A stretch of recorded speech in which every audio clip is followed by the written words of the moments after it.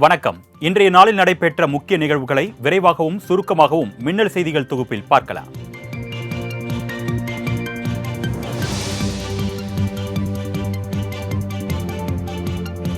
பஞ்சபூத ஸ்தலங்களில் அக்னிஸ்தலமாக விளங்கும் திருவண்ணாமலை அண்ணாமலையார் கோவில் மலை உச்சியில் மகாதீபம் ஏற்றப்பட்டது. திருக்கார்த்திகை தீப திருவிழா கடந்த 4ஆம் தேதி அதிகாலை கொடியேற்றத்துடன் தொடங்கிய நிலையில் கடந்த 9 நாட்களும் பல்வேறு வாகனங்களில் பஞ்சமூர்த்திகள் மாடவீதி உலா நடைபெற்றது. இன்று அதிகாலை 4 மணியளவில் அண்ணாமலையார் கருவறை முன்பாக பரணி தீபம் ஏற்றப்பட்டது. இதன் தொடர்ச்சியாக மாலை 6 மணியளவில் கோவிலின் பின்புறம் உள்ள 2668 அடி உயரம் உள்ள தீபமலையின் மீது மகாதீபம் ஏற்றப்பட்டது.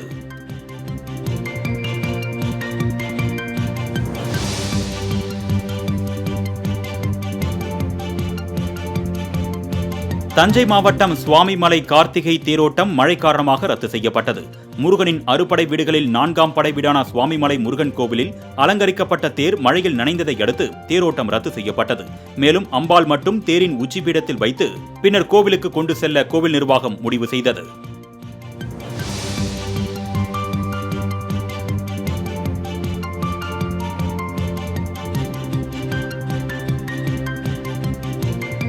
மத்திய அரசின் ஒரே நாடு ஒரே தேர்தல் மசோதாவை ஒன்றிணைந்து எதிர்ப்போம் என்று முதலமைச்சர் மு.க. ஸ்டாலின் திட்டவட்டமாக தெரிவித்தார். சென்னை எழிலகத்தில் செய்தியாளர்களை சந்தித்தார். அப்பொழுது பேசிய அவர், ஒரே நாடு ஒரே தேர்தல் மசோதாவை கூட்டணி கட்சிகளோடு இணைந்து எதிர்ப்போம் என்று தெரிவித்தார்.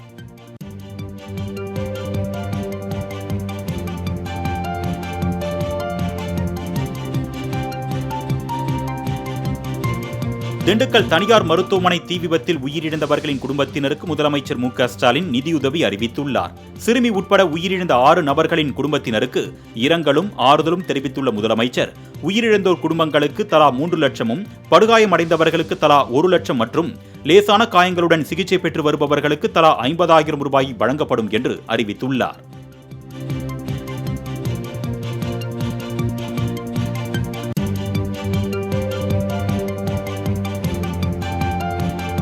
திண்டுக்கல்லில் தீ விபத்தில் சிக்கி உயிரிழந்த 6 பேரின் குடும்பங்களுக்கு அதிமுக பொதுச் செயலாளர் எடப்பாடி பழனிசாமி ஆழ்ந்த இரங்கலை தெரிவித்துள்ளார்.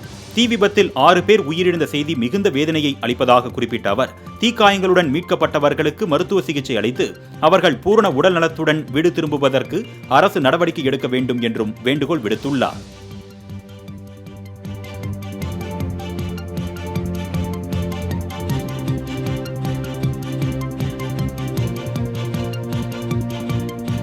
பாஜகவுடன் கள்ள கூட்டணி வைத்துக் கொண்டு இஸ்லாமியர்களை அதிமுக ஏமாற்றி வருவதாக அமைச்சர் ஆவடி நாசர் சாடியுள்ளார். இதுகுறித்து அவர் வெளியிட்டுள்ள அறிக்கையில், இஸ்லாமியர்களை அவதூறாக பேசிய நீதிபதியை பணி நீக்கம் செய்ய கோரி நாடாளுமன்றத்தில் கொண்டுவரப்படவுள்ள எதிர்க்கட்சிகளின் தீர்மானத்திற்கு ஆதரவாக மாநிலங்களவையில் உள்ள அதிமுக எம்பிக்கள் கையெழுத்திடவில்லை என்று குறிப்பிட்டுள்ளார். இஸ்லாமியர்களுக்கு அதிமுக மட்டுமே இருப்பதாக வாய்க்கிழிய பேசிய எடப்பாடி பழனிசாமியின் இரட்டை வேடம் கலைந்து போனதாகவும் அவர் தெரிவித்துள்ளார்.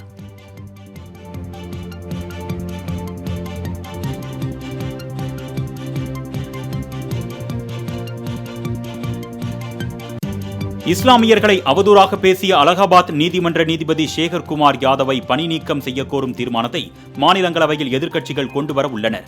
இந்த தீர்மானத்திற்கு ஆதரவாக திமுக எம்பிக்களான வில்சன், இளங்கோ, அப்துல்லா, கிரிராஜன் உள்ளிட்ட எதிர்க்கட்சிகளைச் சேர்ந்த 55 எம்பிக்கள் கையெழுத்திட்டுள்ளனர். இந்த தீர்மானம் நடப்பு கூட்டத்தொடரில் கொண்டுவரப்பட உள்ளது. கடந்த 8ஆம் தேதி நடைபெற்ற BHP இந்து அமைப்பின் நிகழ்ச்சியில் பேசியிருந்த நீதிபதி சேகர்குமார் பொது சிவில் சட்டத்திற்கும் ஆதரவாக கருத்து தெரிவித்திருந்தார்.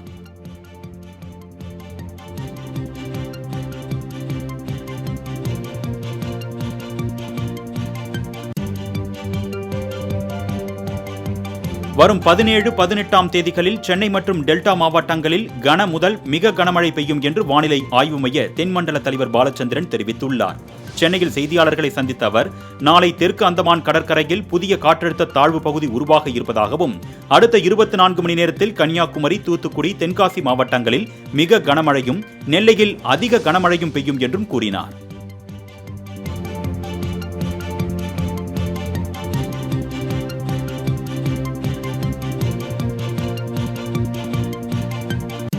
நெல்லை, தென்காசி, தூத்துக்குடி மாவட்டங்களில் நாளை பள்ளி கல்லூரிகளுக்கு விடுமுறை என்று அறிவிக்கப்பட்டுள்ளது.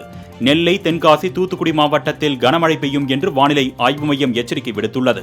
இந்நிலையில் 3 மாவட்டங்களிலும் தொடர்ந்து கனமழை பெய்து வருவதை அடுத்து நாளை பள்ளி கல்லூரிகளுக்கு விடுமுறை அறிவிக்கப்பட்டுள்ளது. மேலும் கல்வி நிலையங்களில் சிறப்பு வகுப்புகள் நடத்தக்கூடாது என்றும் அந்தந்த மாவட்ட ஆட்சியர்கள் உத்தரவிட்டுள்ளனர்.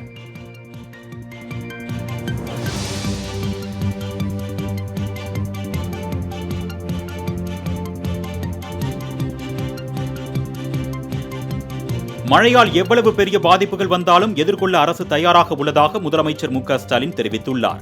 நெல்லை, தூத்துக்குடி உள்ளிட்ட தென் மாவட்டங்களில் பல இடங்களில் தொடர்ந்து கனமழை பெய்து வரும் நிலையில் சென்னை எழிலகத்தில் உள்ள அவசர கால செயல்பாட்டு மையத்தில் முதலமைச்சர் மு.க.ஸ்டாலின் ஆய்வு மேற்கொண்டார்.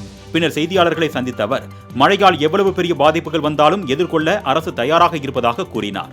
தமிழ்நாட்டின் மழை வெள்ள பாதிப்புக்கு மத்திய அரசு வழங்கிய நிதி போதுமானதாக இல்லை என்றும் முதலமைச்சர் குற்றம் சாட்டினார்.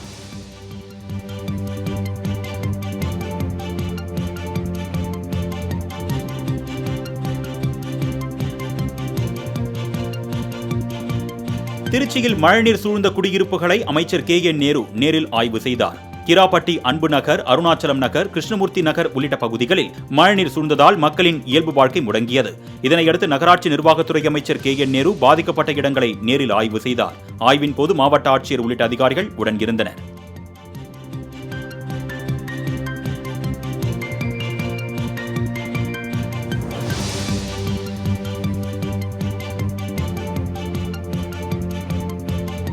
தமிழகத்தில் கொட்டி தீர்த்து வரும் வடகிழக்கு பருவமழை காரணமாக பல்வேறு மாவட்டங்களில் நிலச்சரிவு ஏற்பட்டுள்ளது.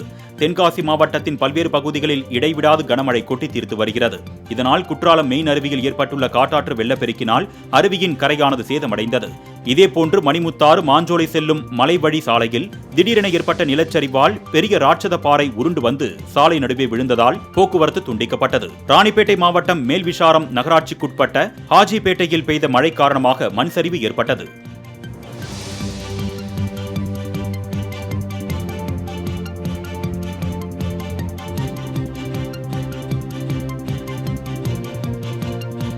செங்கல்பட்டு மாவட்டம் மதுராந்தகம் அருகே பயணிகளுடன் சென்ற தனியார் பேருந்து கிளியாற்றில் சிக்கியதால் பரபரப்பு ஏற்பட்டது. மதுராந்தகம் சுற்றுவட்டார பகுதிகளில் பெய்த கனமழையால் கிளியாற்றில் கடும் வெள்ளப்பெருக்கு ஏற்பட்டது. இந்நிலையில் அவ்வழியாக பயணிகளுடன் வந்த தனியார் பேருந்து வெள்ளத்தில் சிக்கிக் கொண்டது. இதனையடுத்து பயணிகள் உடனடியாக வெளியேற்றப்பட்டு பேருந்தை மீட்கும் முயற்சியில் பொதுமக்கள் ஈடுபட்டனர்.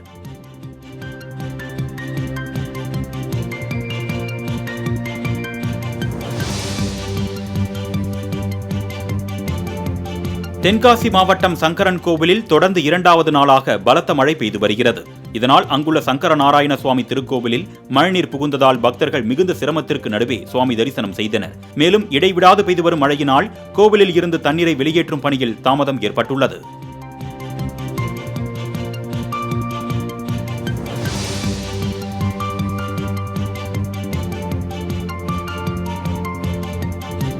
கனமழையால் தேனி மாவட்டம் போடிமெட்டு மலைச்சாலையில் ராட்சச பாறைகள் உருண்டு விழுந்ததால் போக்குவரத்து தடைபட்டது. புலியூத்து பகுதியில் பெய்த கனமழை காரணமாக போடிமெட்டு மலைச்சாலையில் ராட்சச பாறைகள் உருண்டு விழுந்தன. இதனால் அப்பகுதியில் போக்குவரத்து நெரிசல் ஏற்பட்டது. தகவல் அறிந்து வந்த காவல்துறையினர் மற்றும் நெடுஞ்சாலைத்துறையினர் பாறையை அகற்றி போக்குவரத்தை சீர் செய்யும் பணியில் ஈடுபட்டனர்.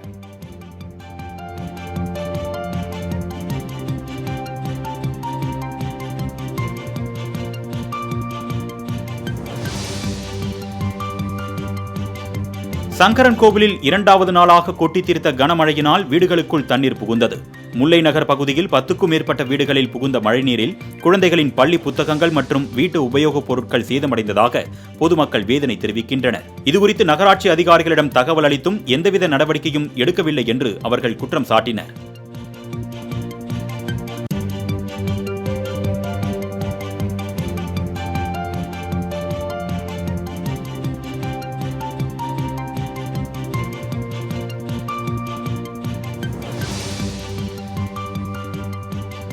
கனமழை காரணமாக தூத்துக்குடிக்கு ரெட் அலர்ட் விடுக்கப்பட்டிருப்பதால் மீனவர்கள் தங்களது படகுகளை மீன்பிடி துறைமுகத்தில் நிறுத்தி வைத்துள்ளனர். ஆழ்ந்த காற்றழுத்த தாழ்வு பகுதி காரணமாக தூத்துக்குடி, நெல்லை, தென்காசி ஆகிய மாவட்டங்களுக்கு ரெட் அலர்ட் விடுக்கப்பட்டதை அடுத்து தூத்துக்குடியில் மீனவர்கள் கடலுக்கு செல்ல வேண்டாம் என்று அறிவுறுத்தப்பட்டுள்ளனர். அதன்படி 3000த்திற்கும் மேற்பட்ட நாட்டு படகுகள், 300 ஃபைபர் படகுகள் துறைமுகத்தில் பாதுகாப்பாக நிறுத்தி வைக்கப்பட்டுள்ளன.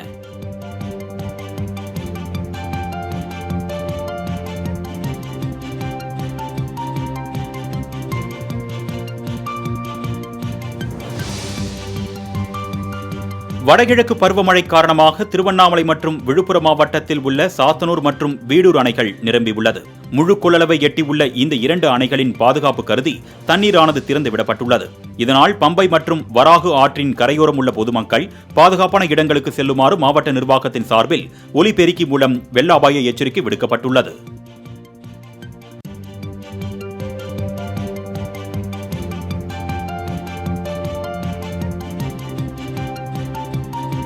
மயிலாடுதுறை மாவட்டம் தரங்கம்பாடி அருகே கனமழையால் பழமையான மாடி வீடு இடிந்து விழுந்ததில் அதிர்ஷ்டவசமாக வீட்டில் இருந்தவர்கள் உயிர் தப்பினர். அனந்தமங்கலம் பகுதியில் ரத்தனகுமார் என்பவருக்கு சொந்தமான 35 ஆண்டுகள் பழமையான மாடி வீடு இடிந்து விழுந்தது. இதில் ரத்தனகுமார் மற்றும் அவரது மனைவி, குழந்தைகள் உயிர் தப்பிய நிலையில் வீட்டில் கட்டப்பட்டிருந்த 4 ஆடுகள் உயிரிழந்தன.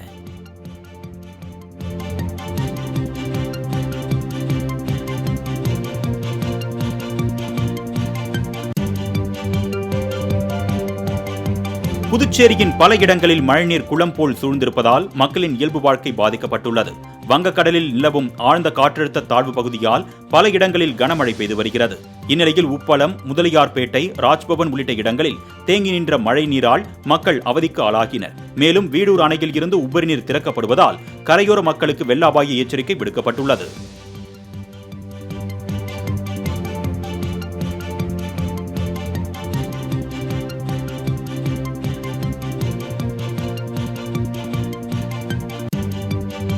கனமழையால் காரைக்கால் மாவட்டத்தின் தாழ்வான பகுதிகளில் மழைநீர் சூழ்ந்து குளம் போல் காட்சியளிக்கிறது. நித்தீஸ்வரம் குட்டை நிரம்பி வீடுகளுக்குள் தண்ணீர் புகுந்து உள்ளது. அத்தியாவசிய பொருட்கள் நீரில் அடித்து செல்லப்பட்டதால் பொதுமக்களின் அன்றாட வாழ்க்கை பாதிக்கப்பட்டுள்ளது. எனவே மாவட்ட நிர்வாகம் உடனடியாக நித்தீஸ்வரம் குட்டையை தூர்வாரி வடிகாலை சரி செய்ய வேண்டும் என்று அப்பகுதி மக்கள் கோரிக்கை விடுத்துள்ளனர்.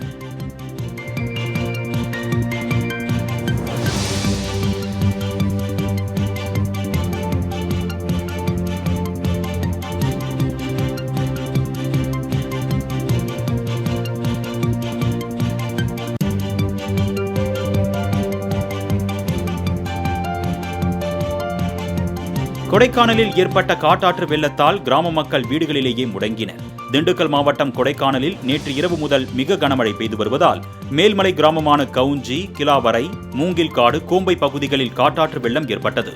அதேபோல் செம்ரன்குளம் பகுதியில் சாலையை கடக்க முடியாத அளவிற்கு வெள்ளப்பெருக்கு ஏற்பட்டதால் மக்கள் இன்னலுக்கு ஆளாயினர்.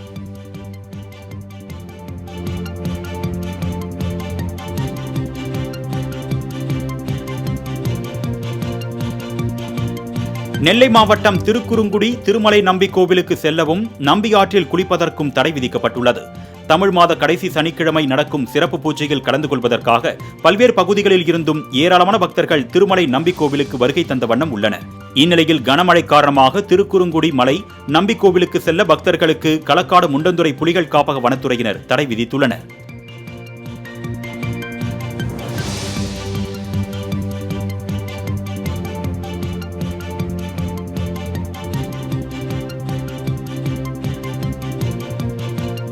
ஆயிரத்து 427 ஏக்கர் பரப்பளவு கொண்ட ஸ்ரீபெரும்புதூர் ஏரி முழு கொள்ளளவை எட்டிய நிலையில் களங்கள் வழியாக உபரி நீர் சீறி பாய்கிறது. களங்கள் வழியாக சுமார் 700 கன அடி உபரி நீர் வெளியேற்றப்பட்டு வருகிறது. இந்த தண்ணீர் செம்பரம்பாக்கம் ஏரிக்கு நேரடியாக செல்கிறது. இந்நிலையில் ஆபத்தை உணராமல் அப்பகுதி இலசுகளும் பெரியவர்களும் வலைகளை விரித்து மீன்பிடித்து வருகின்றனர்.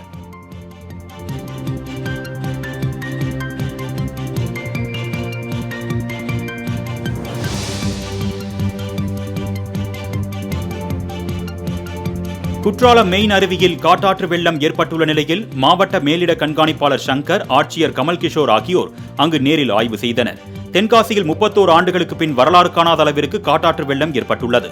இந்நிலையில் மெயின் அருவி, செங்கோட்டையில் குளம் உடைப்பு ஏற்பட்ட பகுதி, அரிகர நதி ஆற்றுப்பால சேதமாக்கியவற்றை அதிகாரிகள் நேரில் பார்வையிட்டனர்.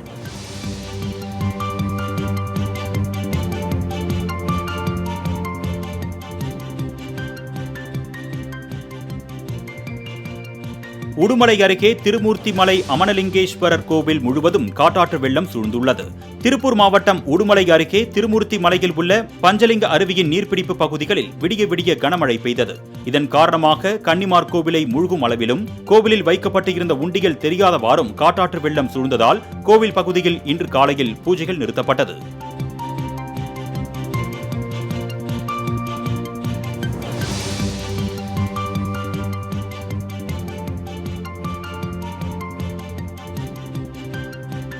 திருப்பூர் மாவட்டம் உடுமலை அமராவதி அணையின் நீர்பிடிப்பு பகுதிகளில் பெய்து வரும் கனமழை காரணமாக அணைக்கான நீர்வரத்து அதிகரித்துள்ளது. அணையின் நீர்மட்டம் 88 அடியை எட்டியிருந்த நிலையில் அணையின் பாதுகாப்பு கருதி உபரி நீர் வெளியேற்றப்பட்டது. இந்நிலையில் அணையில் இருந்து 36,000 கன அடி நீர் வெளியேற்றப்படுவதால் கரையோர மக்களுக்கு வெள்ள அபாய எச்சரிக்கை விடுக்கப்பட்டுள்ளது.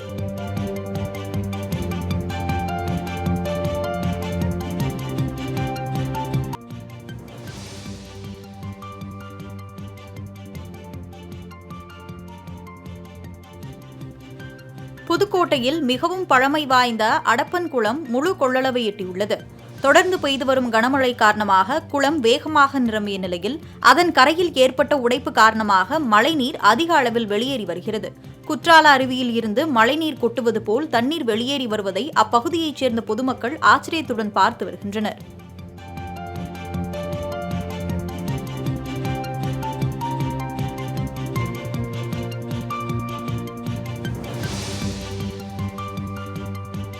திருவாரூர் மாவட்டம் நன்னிலம் அருகே கனமழையினால் ஆற்று நீர் கிராமத்திற்குள் புகுந்து பொதுமக்கள் பாதிப்படைந்துள்ளனர்.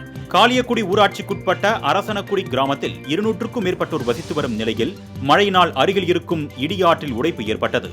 இதனையடுத்து கிராமத்திற்குள் புகுந்த ஆற்று வெள்ளம் குடியிருப்புகளுக்குள் புகுந்து பொதுமக்கள் கடும் சிரமத்திற்கு உள்ளாகியதோடு கால்நடைகளும் பாதிக்கப்பட்டுள்ளன.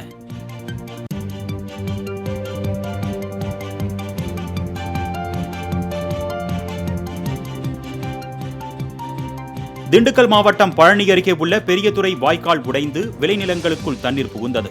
தொடர் கனமழை காரணமாக கோம்பைப்பட்டியில் உள்ள பெரியதுறை வாய்க்கால் உடைந்து அருகில் உள்ள விளைநிலங்களுக்குள் தண்ணீர் புகுந்ததால் பயிர்கள் சேதமடைந்தது.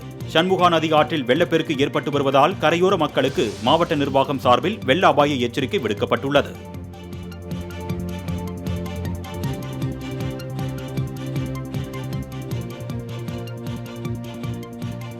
கோவை மாவட்டம் ஆனைமலை அடுத்த தாடகை நாச்சியம்மன் கோவிலுக்கு செல்ல தடை விதிக்கப்பட்டதால் பக்தர்கள் ஏமாற்றத்துடன் திரும்பி சென்றனர்.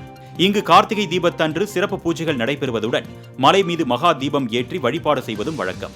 இந்நிலையில் ஆனைமலை சுற்றுவட்டார பகுதிகளில் பெய்து வரும் கனமழையால் ஓடைகள் மற்றும் ஆறுகளில் வெள்ளப்பெருக்கு ஏற்பட்டுள்ளது. இதனால் பக்தர்களின் பாதுகாப்பு நலன் கருதி நாச்சியம்மன் கோவிலுக்கு செல்ல வனத்துறை அனுமதியை மறுத்துள்ளது.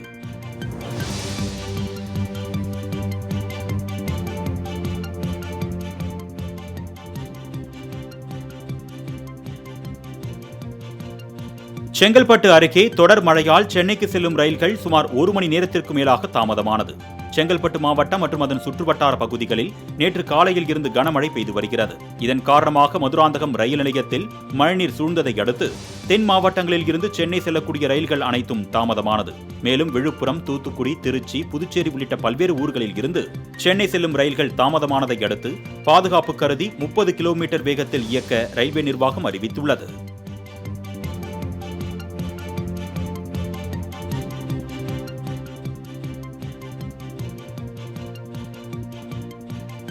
செம்பரம்பாக்கம் ஏரியில் இருந்து உபரி நீர் வெளியேற்றப்பட்டு வரும் நிலையில் குன்றத்தூர் ஸ்ரீபெரும்புதூர் சாலையில் போக்குவரத்து நெரிசல் ஏற்பட்டுள்ளது. தொடர் மழை காரணமாக செம்பரம்பாக்கம் ஏரியில் இருந்து சுமார் 4,500 கன அடி உபரி நீர் வெளியேற்றப்பட்டு வருகிறது. இதனால் கரையோர மக்களுக்கு வெள்ள அபாய எச்சரிக்கை விடுக்கப்பட்ட நிலையில் தாழ்வான பகுதியில் உள்ள மக்கள் பாதுகாப்பான இடங்களுக்கு செல்லுமாறு அறிவுறுத்தப்பட்டுள்ளது. தற்பொழுது குன்றத்தூர் ஸ்ரீபெரும்புதூர் மேம்பாலத்தை உரசியபடி செல்லும் உபரி நீரானது பாலத்தின் இறக்கத்தில் உள்ள சாலையில் ஆர்ப்பரித்து வேகமாக செல்கிறது.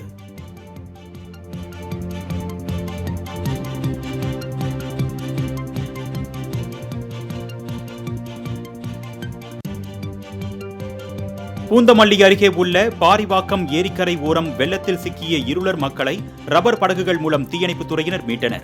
தொடர்ந்து பெய்து வந்த கனமழை காரணமாக சென்னை பூவிருந்தவல்லி ஒன்றியத்திற்குட்பட்ட பல்வேறு பகுதிகளில் உள்ள நீர்நிலைகள் நிரம்பியுள்ளது. இந்நிலையில் பாரிவாக்கம் இருளர் குடியிருப்புகளில் வெள்ள நீர் சூழ்ந்தது. இதனால் அவர்கள் வீடுகளை விட்டு வெளியே வர முடியாமல் தவித்தனர். தகவல் அறிந்து வந்த தீயணைப்புத் துறையினர் வெள்ளத்தில் சிக்கியிருந்த இருளர் இன மக்களை ரப்பர் படகுகள் மூலம் மீட்டு அருகில் உள்ள முகாம்களில் தங்க வைக்கப்பட்டுள்ளனர்.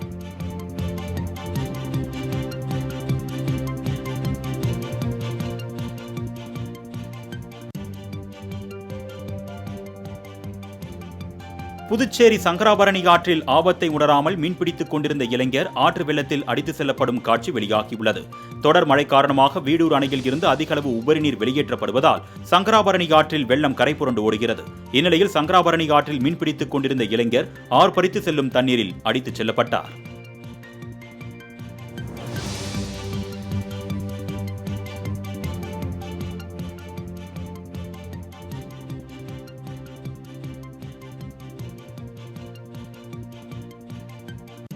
சென்னையை அடுத்த தாம்பரம் வேளச்சேரி சாலை சேதமடைந்து இருப்பதால் வாகன ஓட்டிகள் அவதிக்குள்ளாகினர். சேலையூர் அருகே சுமார் 1 கிலோமீட்டர் தூரம் குண்டும் குழியுமான சாலையாக இருப்பதால் விபத்துகள் ஏற்படுவதோடு போக்குவரத்து நெரிசல் நிலவி வருகிறது. இதுகுறித்து தகவல் அளித்தும் அதிகாரிகள் உரிய நடவடிக்கை எடுக்கவில்லை என்று பொதுமக்கள் குற்றம் சாட்டியுள்ளனர்.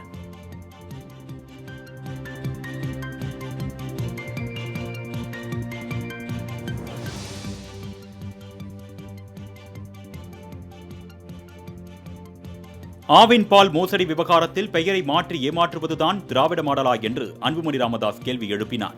இதுகுறித்து அவர் வெளியிட்ட அறிக்கையில், கிரீன் மேஜிக் என்ற பெயரில் புதிய பச்சை நிற பாக்கெட் பாலில் அளவு குறைப்பு, விலை அதிகரிப்பு ஆகிய இரண்டை தவிர எந்த புதுமையும் இல்லை என்றும், ஆவின் கிரீன் மேஜிக் பாலுடன் பிளஸ் என்ற வார்த்தையை கூடுதலாக சேர்ப்பதற்கு 11 ரூபாய் அதிகம் வசூலிப்பது பகல் கொள்ளை என்றும் சாடியுள்ளார்.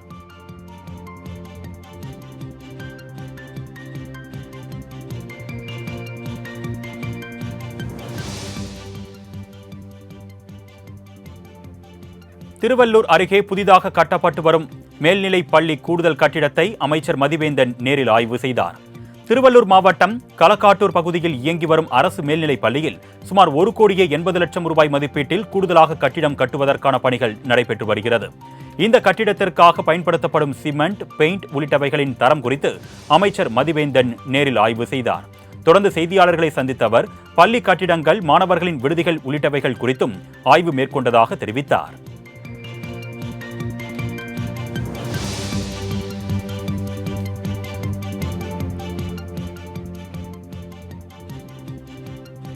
மாற்றுத்திறனாளி மாணவி சுபஸ்ரீ தடகள போட்டியில் தங்கம் வென்ற நிலையில் அவரின் உயர்கல்வி செலவை அமைச்சர் பொன்முடி ஏற்றுக்கொள்வதாக தெரிவித்துள்ளார்.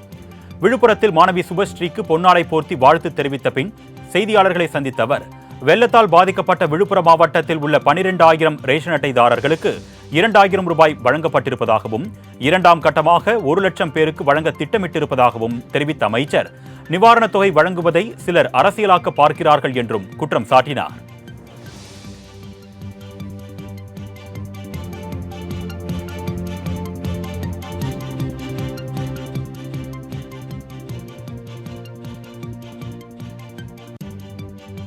சென்னை அடையாறில் உள்ள டாக்டர் எம்ஜிஆர் ஜானகி கலை மற்றும் அறிவியல் கல்லூரியில் உலக நீரிழிவு நோய் தின விழிப்புணர்வு நிகழ்ச்சி நடைபெற்றது. இதில் அமைச்சர் மா சுப்பிரமணியன் பங்கேற்றார். அப்பொழுது பேசிய அவர், தமிழ்நாட்டில் 13% பேர் நீரிழிவு நோயால் பாதிக்கப்பட்டுள்ளனர் என்றும், தமிழ்நாட்டில் நீரிழிவு நோயால் பாதிப்படைந்த 2,500 குழந்தைகள் இன்சுலின் பெற்று வருகின்றனர் என்றும் தெரிவித்தார்.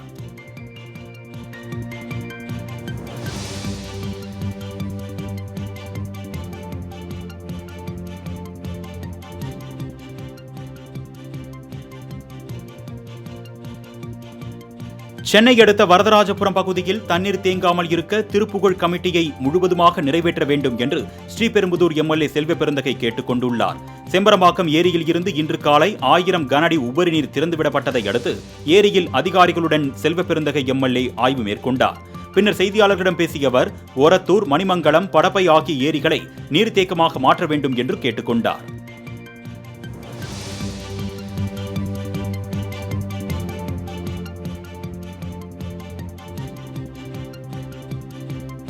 நாகை அருகே கஞ்சா கடத்தல் வழக்கில் திமுக ஊராட்சி மன்ற தலைவரை போலீசார் கைது செய்தனர். விழுந்தமாவடி திமுக ஊராட்சி மன்ற தலைவர் மகாலிங்கம் என்பவர் தனிநபர் ஆக்கிரமிப்பு நிலத்தை மீட்டுத் தர வலியுறுத்தி சாலை மறியலில் ஈடுபட்டார். இந்நிலையில் 2.5 கிலோ கஞ்சாவை பதுக்கி வைத்திருந்ததாக கூறி மகாலிங்கத்தை போலீசார் கைது செய்தனர். இதனை கண்டித்து உறவினர்கள் உள்ளிட்டோர் போராட்டத்தில் ஈடுபட்டனர்.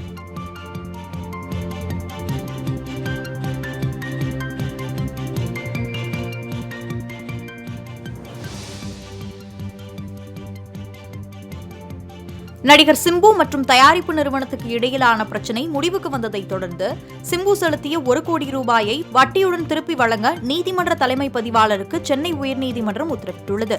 கொரோனா குமார் படத்தில் நடிக்க பாதி சம்பளத்தை முன்பணமாக பெற்றுவிட்டு படப்பிடிப்புக்கு முறையாக வராததால் மற்ற படங்களில் நடிக்க சிம்புவுக்கு தடை விதிக்க வேண்டும் என வேல்ஸ் நிறுவனம் வழக்கு தொடர்ந்திருந்தது. இந்த வழக்கில் 1 கோடி ரூபாய்க்கான உத்தரவாதத்தை நீதிமன்றத்தில் செலுத்த சிம்புவுக்கு உத்தரவிடப்பட்டது.